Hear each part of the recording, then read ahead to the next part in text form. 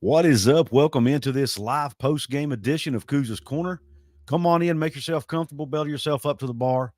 Let me pour you out this shot of top-shelf college football content, a live version. Post-game reaction to the West Virginia victory over the Albany Great Danes. Before we get into it, I want to give a quick shout-out to my channel sponsor, Katz, Cantor, Stone Street, and Buckner. Thank them for supporting the show here, and here's a quick shout-out from them. Since 1931, the attorneys at Katz, Cantor, Stone Street, and Buckner have been the voice for victims who have suffered serious injury or death. They have a fierce passion for truth and justice and a sincere compassion for those who have been wronged by others. Whether you have been in a car accident or fighting with an insurance company, or you or a loved one has suffered serious injury or death due to medical negligence, we will ensure your voice is heard loud and clear. Katz, Cantor, Stone Street, and Buckner will ensure there is justice for all West Virginians because we are your lawyer, your voice. Visit us at yourlawyeryourvoice.com.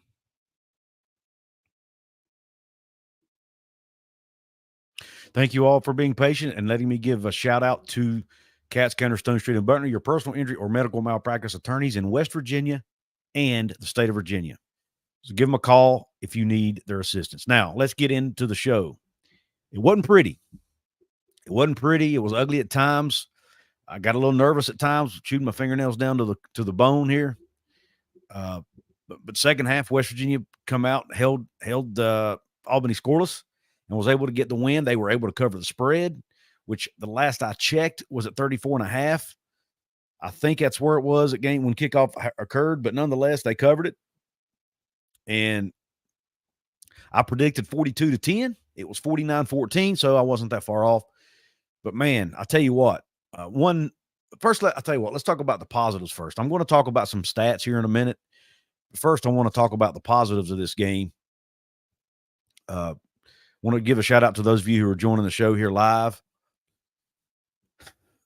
By the way, if you're watching on X, I recommend that once the show's over, you go check out my YouTube channel, Couz's Corner. Check out the previous shows I've done in the past, and please subscribe to the channel over there if you haven't yet. If you like West Virginia football content, even Big 12 content, I've got some new things coming, Big 12 related, that I'll talk about later. And then also, conference realignment stuff too. I'll talk about that. But let's focus on this post-game show tonight. That's what we're here to talk about. Bama Talk with John. What's up, brother? Looks like you were in a similar boat to us tonight, my man. Maybe. But we'll get to that in a minute. By the way, if you want to keep up with what's going on with Alabama, go check out that channel, Bama Talk with John. Positives. Garrett Green had a good game. He completed 17 of 23 passes, which, let me do some quick math here. I'm not good at math in my head. That is good for 74%. Good completion percentage. 236 yards, 3 tutties. Okay. Good game for Garrett Green. He ran the ball fairly well. He also had, I'll pull it in a minute, but yeah, he had, I think, 60-some yards on the ground as well. Yeah. Thank you, John. Everybody, please like. I always forget to remind you to do that, but if you're watching live, if you're watching on your mobile device, all you have to do is hit the X button and close the chat window for a second. Go hit the like button, and then open the chat window right back up, and you can get right back into the chat room. If you're watching on the replay, just hit the like right under the video. But anyway, sorry about this, guys. I got my other screen here that I'm looking at, doing some funky things. But anyway, Garrett Green had a good game today. Threw the ball well, ran the ball fairly well. I will say, though, did any of the rest of you all look? Have you all noticed at all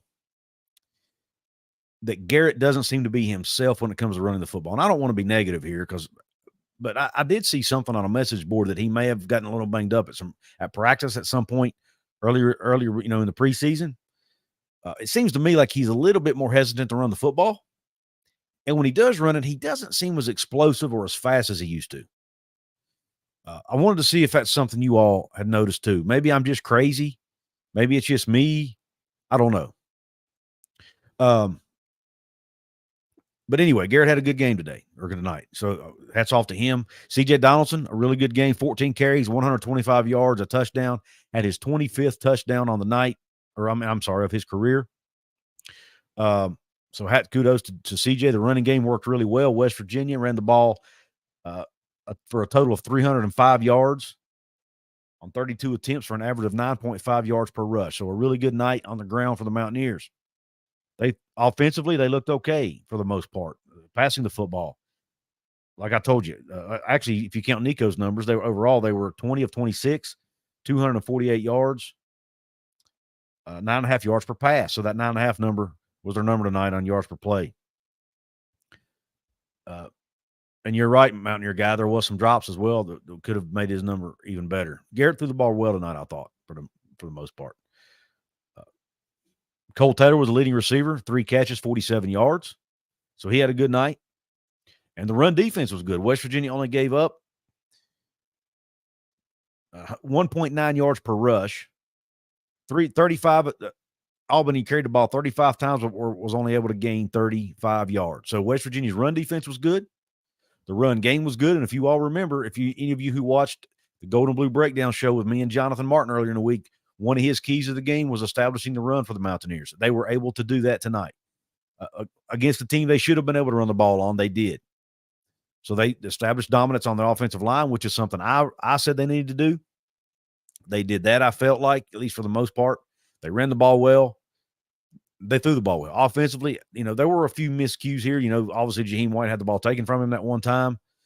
There were a couple drops. But for the most part, the offense played well.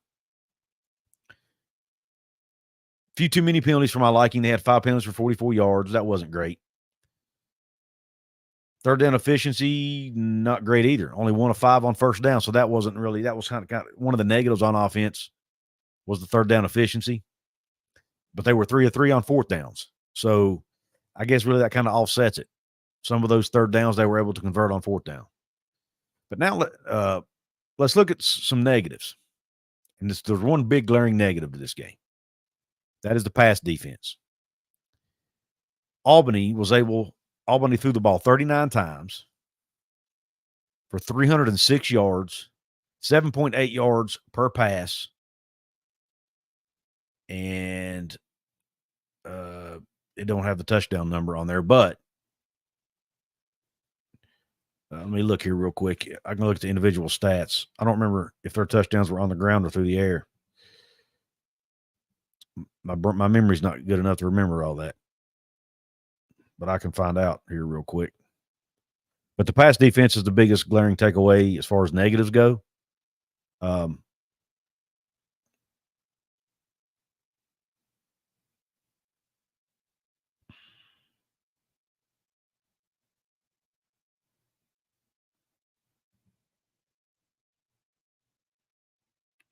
And that's one thing I am definitely concerned about.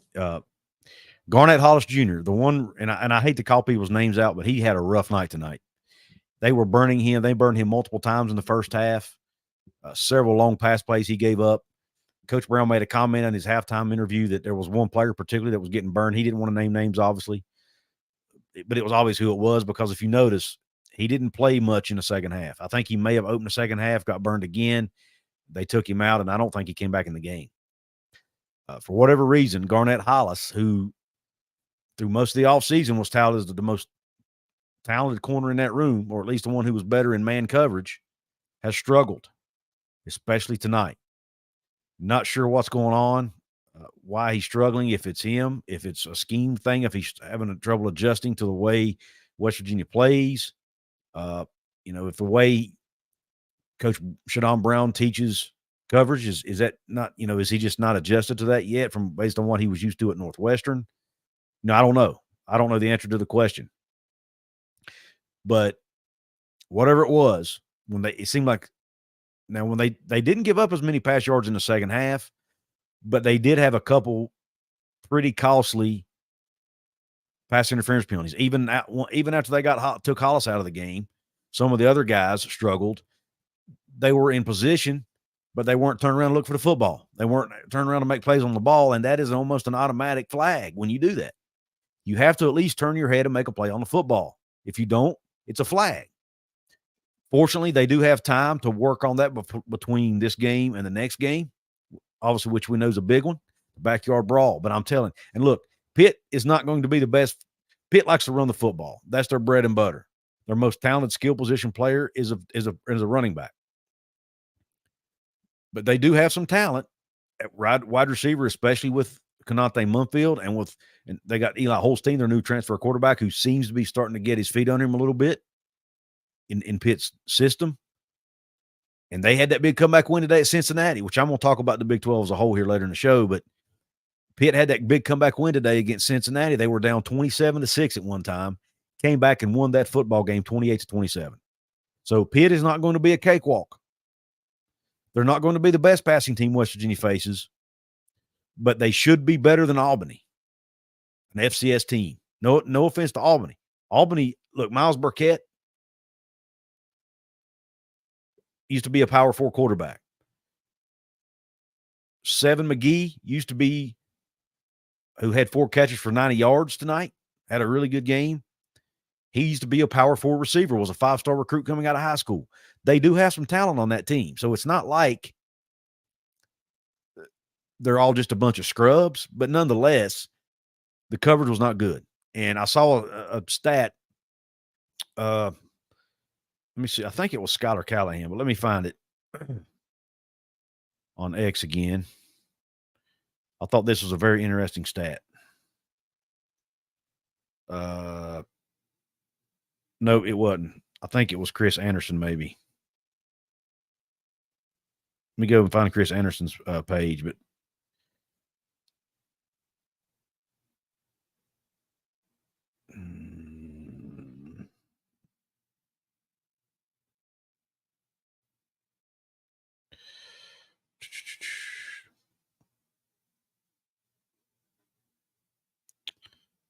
all right, here it is.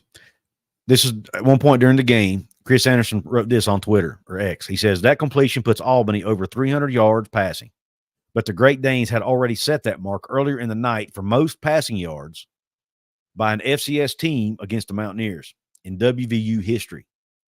The previous mark was 280 in 2015 by Liberty as they prepared to move to FBS.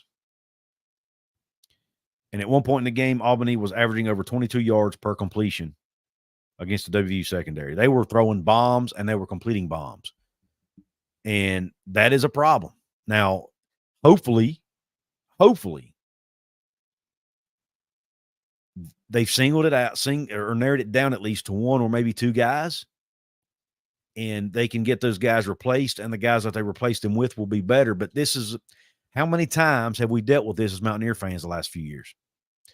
Remember 2022. We kept hearing all offseason, this is the most talented secondary we've had, and they ended up being atrocious for the most part, right? Last year, they were a little better. Still not great. Beanie Bishop did his part. They still weren't great, but they were a little better. But we had some games where they let guys run free. We all remember that. And especially in the first game of the season against Penn State last year, they narrowed it down. They figured out it was one or two guys. They didn't play those guys as much the rest of the season, but what happened? They had very little depth. They didn't trust to put those guys back in games later in the year. So they had to stick with the guys they put in. And even if those guys had a bad night, they couldn't take them out. I do think they're a little deeper now than they were last year. But, man, that's a concern to me. And I saw something on Twitter about, bringing in too many G5 guys. And I've even talked about that in past shows. But it wasn't G5 guys tonight that were the biggest issue, in at least not in every case. It was guys who have played at the Power 4 level. So I want to knock that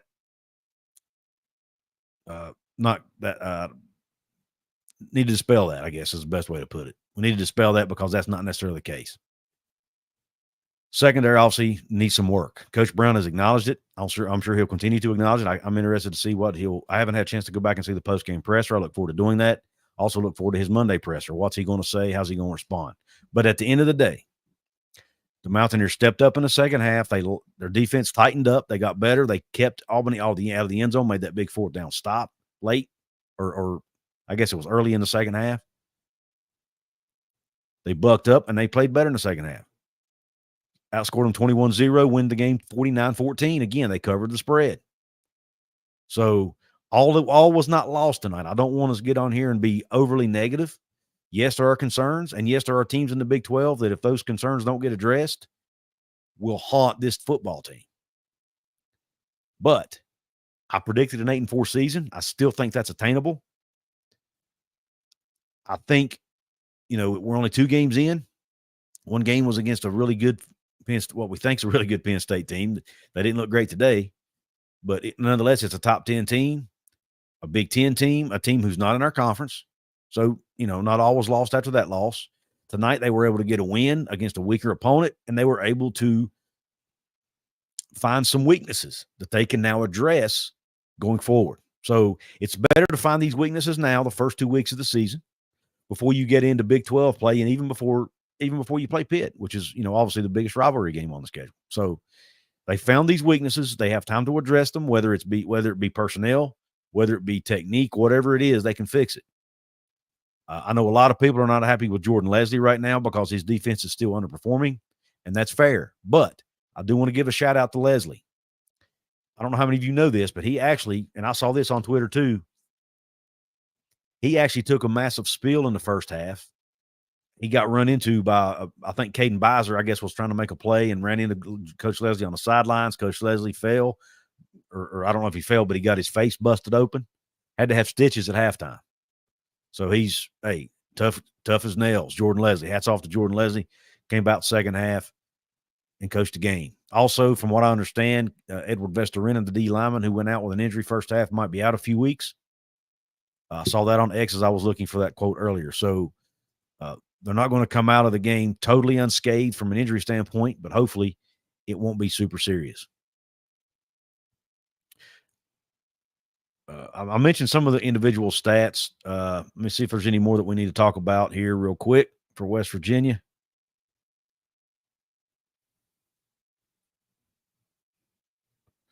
Go up here and look at the box score. We have Nico was 3 of 3 for 12 yards. He also had the rushing touchdown. Garrett, like I mentioned, was 17 of 23 for 236 yards. Jaheim had 10 carries. We had 2 backs hit 100 yards tonight. Jaheim had 10 carries for 100 and a touchdown. CJ had 14 for 125 and a touchdown. Garrett carried it 7 times for 68 yards and a touchdown. And then Nico carried it once for 12 yards and a touchdown. So 4 rushing touchdowns.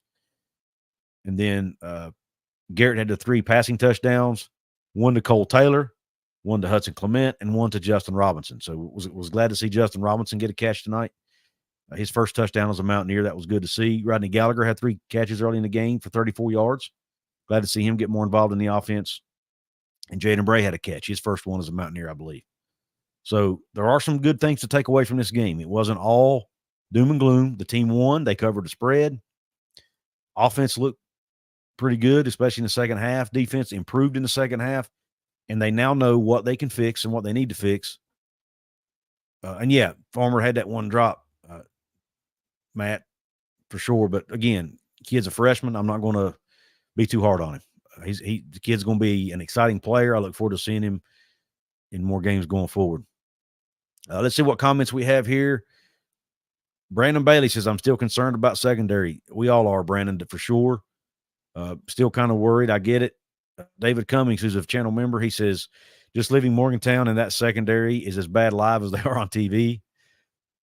But I don't think it's everybody, is it, David? Is it the whole secondary? Or according to Coach Brown, it seemed to be one guy mainly that was causing the problem.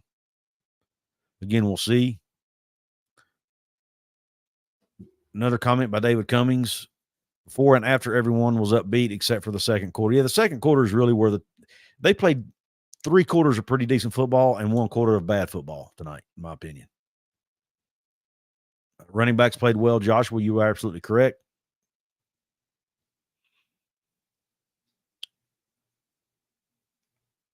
Garrett played awesome. If it wasn't for drops, that percentage would have been better. True Mountaineer guy. Ron Fowler says, hopefully today put it in the guys the way Mountaineers wait. Yeah, I'm not sure what you're trying to convey there, Ron. Joshua Campbell says secondary killed us. Hollis isn't what we thought, in my opinion. Makes me nervous for next week. Pass D was bad. Yeah, that's pretty much the sentiment here, guys. Pass defense struggled tonight. But, again, hopefully they'll be able to get it fixed by next week. Daniel Gigak says it was the most passing yards allowed by a WVU to an FCS team. Absolutely.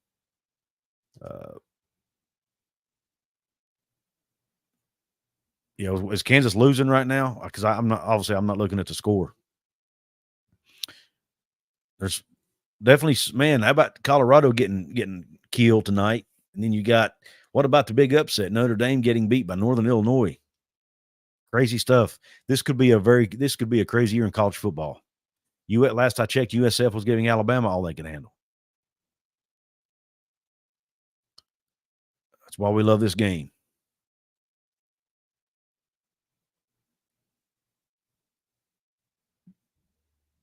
Yeah, Jay Sloan, the defense was really bad in the first half. There's no way to, or at least the pass defense, there's no way to sugarcoat that. They were better in the second half, but there were still some red flags there with some PI penalties. But again, hopefully they can get that cleaned up. What's up, Matt? Thanks for jumping in here. Got Kevin Vincent, Doormat, like the name, by the way.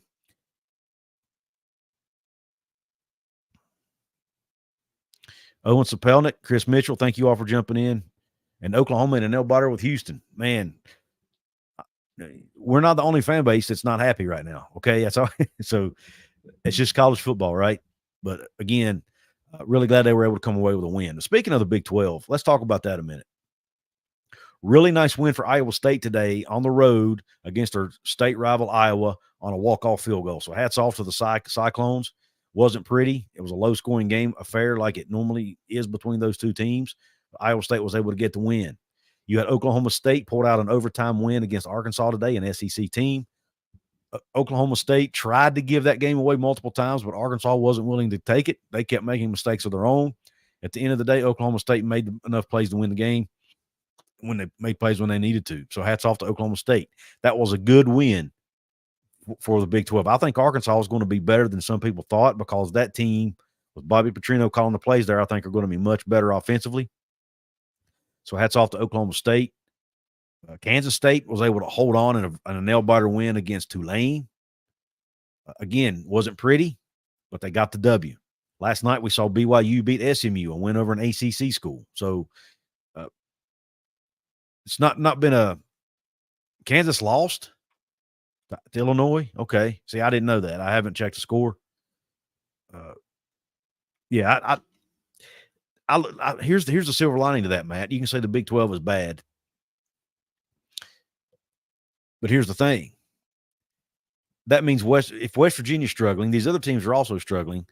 Why can't West Virginia have just as much of a shot to win the conference or at least to get to Arlington as these other teams? Kansas was expected to win it by a lot of teams or a lot of media people, right? Well, if they're going to struggle, West Virginia has to play them. So maybe West Virginia has a shot to beat Kansas. If Kansas State's not as good as people thought they were going to be. Now, two things there. One, I think Tulane's a good football team, and I think John Summerall, our coach, is a really good football coach too. So I'm not sure we can be too harsh on Kansas State yet. Now, they didn't play offensively. You know, Avery Johnson, he's only a redshirt freshman or a true sophomore, maybe, whatever he is. I think he's a sophomore. He doesn't have a whole lot of starting experience yet. He's still figuring it out. He's not going to be a world beater right off the bat. He's going to take him a few games to get comfortable, probably. And if he can start throwing the football consistently and throwing it down the field more, Kansas State's going to be a better team. But again, they lost a lot of talent from last year's squad. So maybe they're not going to be as good as people think. Utah so far has looked pretty good. But Cam Rising was injured today. How long is that going to last? Apparently he, I guess, injured his finger on his throwing hand or something like that. I'm not sure. I haven't gotten any updates. But this conference, guys, I'm telling you, is wide open. If West Virginia can get these mistakes fixed, they can compete for the conference championship. I know it seemed all, like it wasn't possible at points in this game, especially in the second quarter. But again, it's all fixable. If you pinpoint the guys that are not making plays and that are making all the mistakes, and you get them off the field and put guys in there who will play better, the mistakes can get fixed.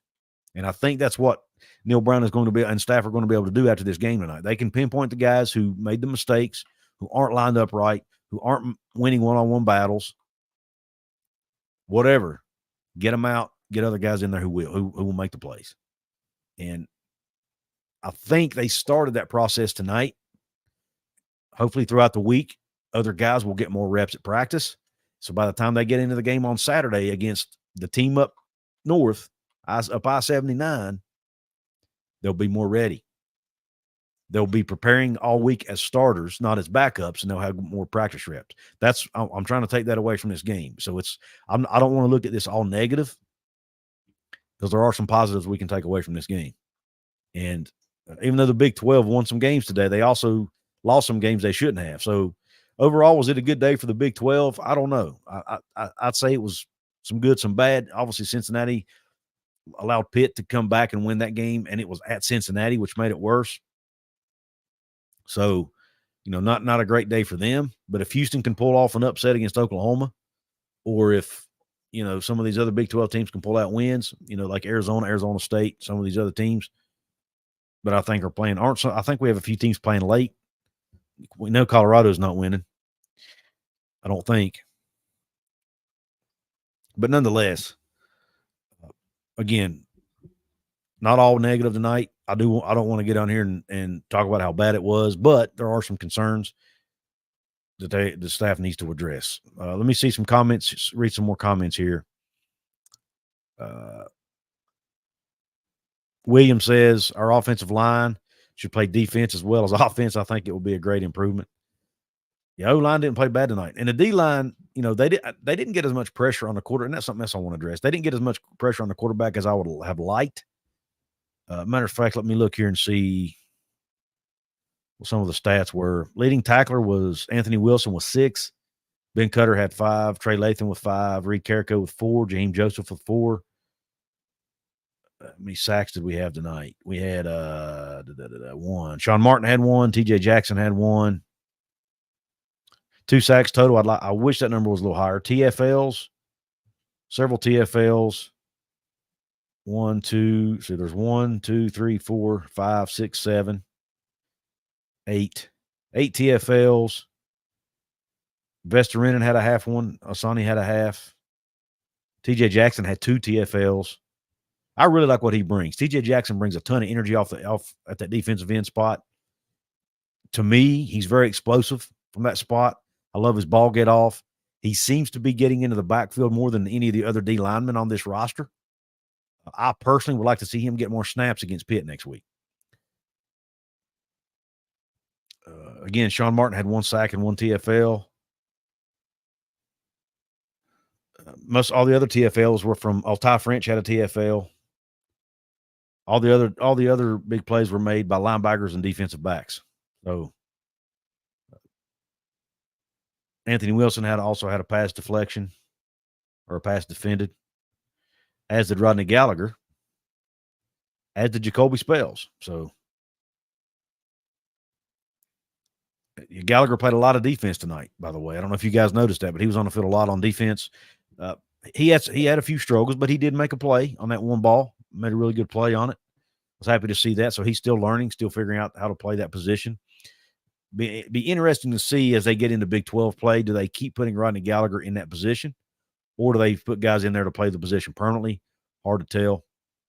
I'll be interested to see how that progresses. We have Andrew Starcher in the house, who's also a VIP member here. Andrew says it's 28-10 Nebraska, so Colorado making a little bit of a fight of it. Illinois beat Kansas. Thanks for the update, Stephen. Matt says Boy Trotter is a man amongst boys. I told you I thought he and Lathan would make a difference. We got to play zone. Couz, our defense just can't defend the pass. And Matt, if you remember, if you watched the episode 1 of the Gold Blue Breakdown show with me and Jonathan, one of the guys graded our linebackers as the best position group on the team. I think it was the bald guy. I love this linebacker room, and I've been high on him from the get-go. Josiah Trotter, from the moment I watched his highlight tape from high school, I said, this kid's going to be a star. We heard all the great things that the coaching staff said about him. He looked the part. We know he grew up in a football household. We knew he had the IQ. I always had a really good feeling about that young man, and he's showing it on the field. Had another good performance tonight with 3 tackles, 2 of those being solo and a TFL. So another strong performance by Trotter tonight.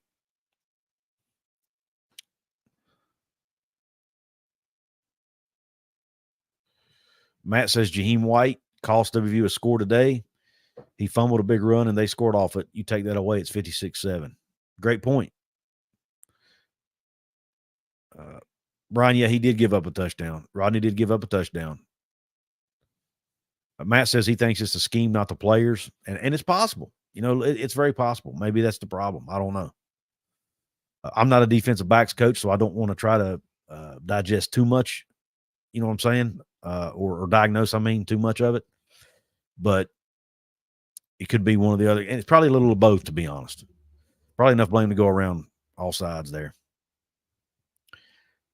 Tosh says he's a little disappointed in the preseason in Ty French because of all the preseason hype, and that's fair.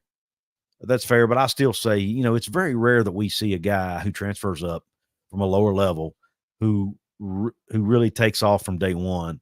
It takes those guys typically a few games to adjust to playing at the speed at the Power 4 level. Maybe that's the case with Ty. We will see over time. Tyron Bradley didn't start last season off real strong either, but by the end of the year, he was making plays. He may have been the best defender on the field during the Duke's Mayo Bowl. He made some really big plays in that game. So it takes a lot of those guys time. And maybe that's the case here. I'm hoping that's the case with Ty anyway. To me, the new guy who I've been the most impressed with has been TJ Jackson. I think he's made some flash plays, and I'd like to see him get more snaps. I think he's really popped. Matt says he thinks our linebackers have a chance to be the best in the Big 12. Yeah, that's what I said. The same thing during the game, Chris. I said this coaching staff better pay this, or not the coaching staff, but the NIL, Country Roads Trust, better pay this young man in the offseason because teams are going to be coming after him hard. Matt says the transfer from Charlotte looked bad. I don't like to call players out, but, bro, he gave up some big passes. They were defended, and he watched them catch it. Yeah, but if I'm not mistaken, and somebody correct me if I'm wrong, isn't he a safety who they had to move to corner? So he may just now be learning that position. But, again, I could be wrong on that. I think you're talking about Dantes Fagan. Pretty sure he was a safety at Charlotte, but, again, I could be completely wrong on that. I know they've moved guys around a lot in the preseason because they want guys to be versatile. But I'll be honest with you, sometimes I wonder if doing that, it prevents the guys from being, instead of being great at one position or good at one position, they're trying to learn too much, and they're not able to hone their craft at playing one spot. Sometimes that concerns me. But, again, I'm not a coach. So Delta says Carrico's underrated. Had a couple good I saw somebody on Twitter tonight also shout him out in a positive way. He says, I agree with Matt. Brian Huffman says, I agree with Matt. I believe the secondary struggles are because of the scheme. Jackson is a beast on the D-line. I believe Fagan was a safety as well. Thank you, Brian. So, again, if he gets comfortable playing, at least he was there to make a play, in position to make a play. He just didn't turn to make a play. If he gets more comfortable playing corner and will start getting his head turned around, he can make a play on the ball. I guess my point is I think there's potential there for him to be really good at that position. Ben Cutter's looking good, Tosh. I love that hit he made there, that tackle he made late in the game. He made a big hit on a guy. You could hear the pads pop. Really good tackle, really good hit. Matt says there's talk. This is our secondary coach last stand, and he will be fired, so probably nothing. Yep. Matt, you're probably right, man. I mean, this staff's under a lot of pressure, no doubt. But I'm still holding out faith that they're going to have a decent season. I'm not going to sit here and predict a Big 12 title or nothing like that, but I do think they have a chance to be in the conversation. But, man, there's this schedule just – when you look at West Virginia's schedule, it's a tough one, man. They have to go to Stillwater, play Oklahoma State. Iowa State's not going to be a pushover. Kansas State's going to be a tight one. There's going to be a lot of one-score games in this conference. Can West Virginia win those is going to be the thing. But I'll be honest, if they don't get that secondary problem shored up, they're probably going to lose more of those than they win. I'm just being honest.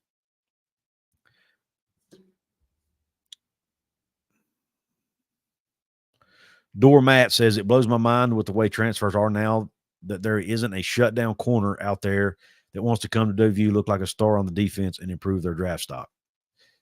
Yeah, Matt, it's a great point, but a lot of it, unfortunately, as we all know, has now become about money. And a lot of these players want to go where they can get the biggest bag, you know. And West Virginia, more times than not, cannot do that. What's up, Evil Cowboy? He says, happy Saturday.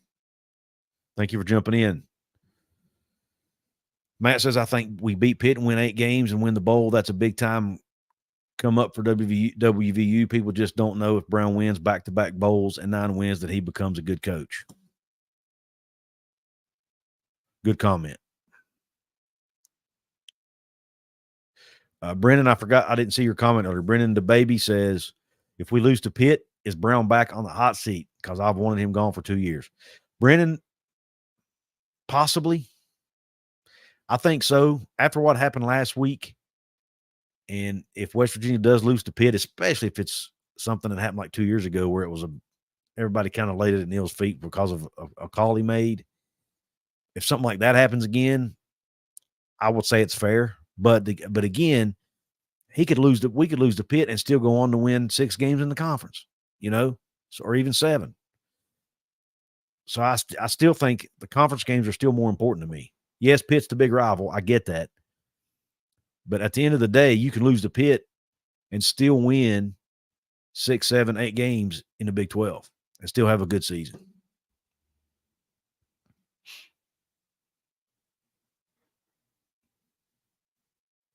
But as tough as that Big 12 schedule is, it's you kind of need to win that Pitt game to feel comfortable, right? Especially for us. The coaches and team are never going to feel comfortable, but for fans anyway.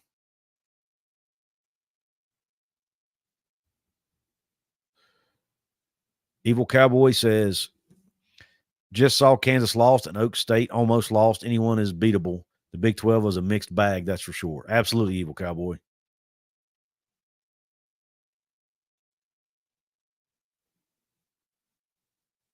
Matt says he's definitely on the hot seat if we lose to Pitt because the fans don't like him. Eric Flowers, good comment. He says, no one expected us to beat PSU, but I'm not sure what. I guess you didn't finish your statement there. Matthew Watkins says, couldn't agree more, Couz. If they don't get secondary under control, we are going to be in a rough spot against most of the Big 12. Daniel Gigax says, I watched the Cincy Pitt game. Neither team played well, and WVU will win the backyard brawl in Cincy by 2 touchdowns. I love it, Daniel. I love your optimism, my man, and I hope you're right. Patrick Board, thank you for the comment over on X. Again, for those of you watching on X, I really appreciate you. Please come check out my YouTube channel, Couz's Corner, once this show's over. Subscribe to it if you don't care. Help me get to 10,000 subscribers. And, oh, by the way, I want to promote something real quick. If you go to couzscorner.com/shop, I'm going to pull this up for you here in a minute. Matter of fact, I'll just do it now. I got a new merch design I want to show you all. I'm kind of proud of it. I'm not sure if you guys like it or not, but I'll show you anyway. Go down here, shop. Couz's Corner merch store. My new top shelf design. Check this out.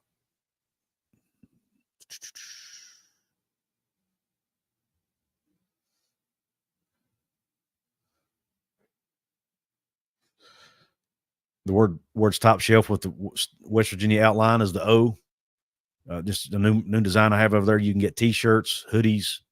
We got some coffee mugs over there for you to check out.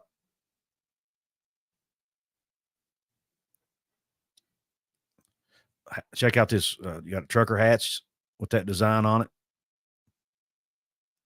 There are other designs too. Obviously, you got just the Couz's Corner logo design you can get. If you want to check that out.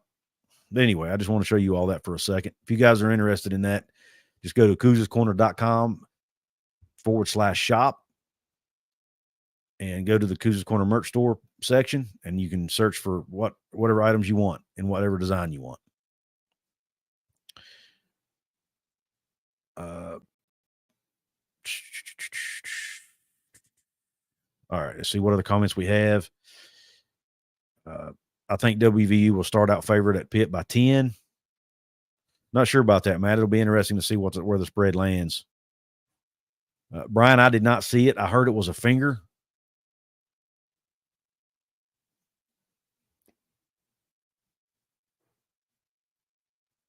Evil Cowboy says, big shout out to you, Couz. I might hit comment all the time, but I listen to the videos weekly on the car rides home from work and to work. Thank you. I appreciate the support. Listening helps, obviously. Hitting the thumbs up button helps when you're able to, obviously, if you're not driving. Subscribing helps if you haven't done that yet. Sharing it with people. That you guys would be shocked how much that helps. Letting people know there, because there are a lot of people out there who still don't know about the channel, I'm sure. So just if you have family or friends who love West Virginia football, or even the Big 12, or even conference realignment, I love to talk about all of it. And by the way, just going to promote a new show we have on the channel here on Friday nights. At least I think that's going to be the night going forward. I have a contributor named Matt Thornsberry who has a show covering the Big 12. He's going to talk about he's going to preview the previous week's games, and he's going to talk about the upcoming games that weekend, Big 12 games. He's going to be talking about the whole Big 12, not just West Virginia. So anybody on here who wants to, if you're a fan of another team outside of West Virginia, Friday nights, it's called Matt's Big 12 Blitz right here on the Couz's Corner channel. Please come support that show on Friday nights. Support Matt and what he's doing here. He's getting back into podcasting after being away from it for several years. So he's, kind of trying to get more comfortable with it again. And because it's not just like riding a bike. It's a little nerve-wracking when you haven't done it for a long time. So I ask that you please on Friday nights be on the lookout for that show and support Matt and what he's doing here on the channel, especially if you're a fan of another team. I wanted to do more to promote the whole Big 12 conference, but time constraints just don't allow me to do it justice like I want to. It's all I can do to cover West Virginia and the conference realignment stuff I like to talk about. So I wanted to bring somebody else on to do that. Matt was already a part of the team because he was doing some writing over on my website. So it just made sense. But anyway, we're excited about that show. And obviously Jonathan Martin and I are doing the Golden Blue Breakdown show that we've been recording and then uploading on Thursdays. So where we do a quick recap of the previous game and then preview the upcoming game that week. WVU Devil says, Couz, DM me if you want some designs. Check out ear gear on Etsy for reference. I've actually seen ear gear. WVU Devil. I actually have. Matter of fact, I think I bought some stuff from their site, if I'm not mistaken. Got a super chat. John Waffle, H2P. Hope you hillbillies are ready for a whooping. None of you are giving Pitt any respect. I don't know where you been, man. You obviously just got in the show. I do appreciate the super chat. But we'll see, man. It's going to be interesting. Both fan bases have some things to be concerned about. Both fan bases have some things to be excited about, I think. So either way, we always love playing the team up north. We always love the chant that we like to give that I won't do tonight because it's not time yet, but I will before the week's out. And obviously we love singing Sweet Caroline. So we'll just leave it at that, John Waffle. And hopefully by the end of that game next weekend, we will be singing Country Roads, or our fans will. I won't be there, but our fans will be singing Country Roads in your house. Well, let me back up. In the Pittsburgh Steelers house, because y'all don't have a house. But anyway, I digress. Brian Huffman says, Couz, how about that Princeton versus Bluefield game? That QB for Princeton is a baller. Absolutely, Brian. I don't know if you were at the game, man, but that young man is something else. If he could put on some weight, man, that's really the only thing, in my opinion, holding him back is he needs to put on some weight. He's very skinny. But man, his poise in the pocket, his ability to make plays when things are falling apart, his accuracy, all top notch. Princeton has had three really good quarterbacks, really, and two especially with Cochran and now Chance Barker, two really, really good quarterbacks. And even the one before Cochran was good, but he didn't have enough help around him to make a lot of plays. But they've had some really talented quarterbacks there at Princeton these last few years. And yeah, Bluefield is down, man. I don't know what's going on with that program. A little disappointing to see their crowd. They had a very sparse crowd at that game. I don't think they've even been getting big crowds at the Grand Beaver game, which at one time was one of the biggest high school football rivalries in the country. I'm not sure what's going on with the Bluefield program, man, but hey, us Princeton fans are we're not going to feel sorry for them. They didn't feel sorry for us when we were down, so we're not feeling sorry for them.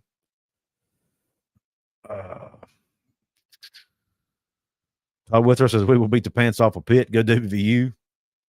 And Daniel Gigax says eat shit Pitt. I love it, Daniel. Gotta love it, my man. Patrick Board says red zone conversions and offensive PI call last week. We might be 2-0. Totally agree, though. Secondary needs to be better.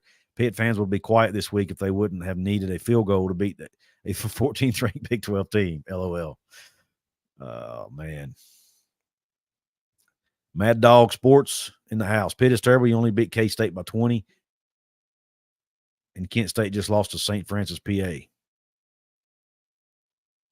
Beat Kent State by 20.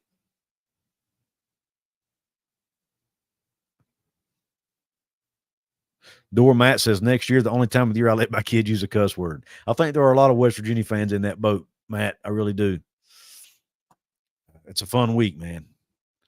And Coach Brown, I think, is already in that mode. I mean, they started interviewing him before he left the field. He was already talking about that game. So I'm sure they're going to be in Pitt mode probably tomorrow. They're going to watch the film from this game. They're shifting to Backyard Brawl week.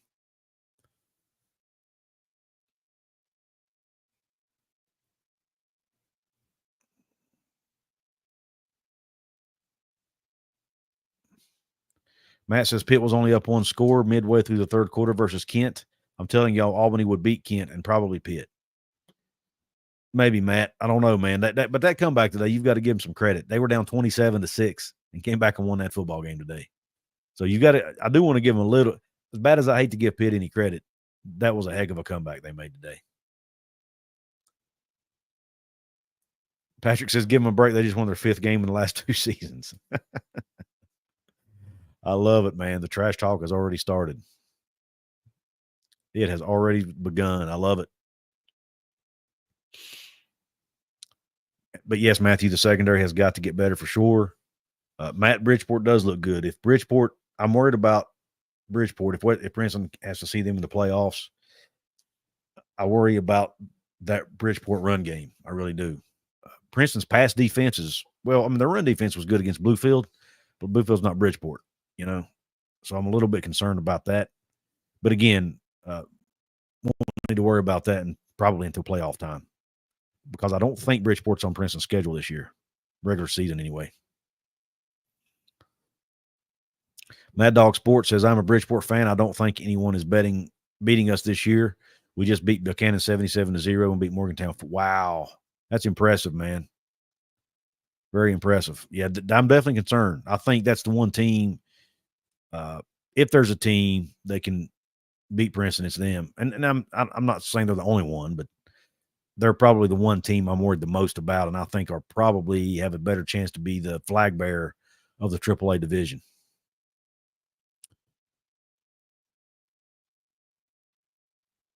$76-70 score. Matt, if you don't mind me asking, what are you talking about?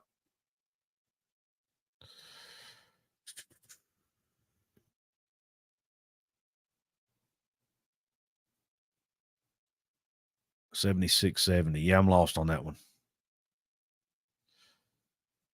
How about those Fighting Irish? Absolutely. Paid $1.4 million to get trashed. Is that what they paid them to come in there? Was $1.4 million? Really? Wow. Oh, yeah, Matt. I think it was something like that. It was in the 70s. Yeah, that game was, I think. It was. I'll tell you what, it was one of the most fun high school football games I've ever watched. Neither defense could stop the other team. It was just score after score after score. Bridgeport was running the ball down Princeton's throat, and Princeton would come back and, Dom Collins or Brad Mosser or Markel O1 was making a play. It was just phenomenal. A phenomenal football game. Princeton doesn't have Collins this year, but Mosser's a year more mature. Lowe is still there. The quarterback Barker's a year older, so he's even better. And then Princeton's defense, they brought in a young man. He's on offense too, though, by the way. Daniel Jennings, a young man who just committed to Penn State a couple weeks ago as part of their 2026 class. He's playing He's playing receiver and some running back on offense, and he's coming off the edge on defense, and he can wreak some havoc on some teams. 28-10 Nebraska. Thank you, Andrew, for the update. Owen, I'm not sure how Mountain View's doing this year. I haven't actually looked.